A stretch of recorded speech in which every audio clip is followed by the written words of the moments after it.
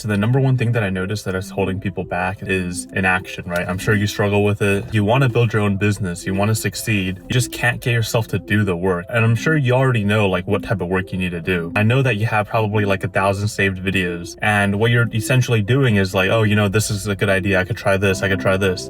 And then you just save it for your future self to do. And there's actually a study that someone did that shows that future thinking, whenever people think about a future version of themselves, it's always like a stronger, better version, right? That's why when you save a video that you're like, oh shit, this is a really good advice or this is a really good tip, you're saving it so your future stronger self can do it. But unfortunately, that future stronger self doesn't exist. Just like 2 months ago when you saved a video, now it's 2 months later, you still have that video saved. You still haven't done anything with it. So one practice that could help you is this thing that I noticed they do in like addiction centers, and all of us are kind of addicted to our phones. So it's basically called like play the tape out. Right now, you're probably addicted to your phones. You're watching Netflix all the time. Your real life probably sucks in some ways. Maybe you can't find a job. You're an artist. You have a passion for art. You want to build your own business. And, you have to get a job. Whether it's art, whether it's, working at Costco, whether it being a janitor or something, you have to get a job to make the money in order to survive. So in a way, you feel trapped. And this is extremely suppressive. When you feel that suppression, it feels bad. So of course, you're going to want to dissociate. Of course, you're going to play video games. Because when you're playing video games, when you're very engaged in a show, you literally don't think about your problems anymore, right? You're not thinking, oh shit, what is my future gonna look like? How am I gonna be able to earn more money and get out of this? So they design it to be extremely addicting. Like all video games have some sort of progression system because humans are wired to love progression. If the video games can get you addicted to progressing in the game, then when you don't progress in your real life, it doesn't really matter because that need is already being fulfilled by the video game, but you're not actually making any progress. So the concept of playing the tape out basically is this: look at the reality of your situation like as it is.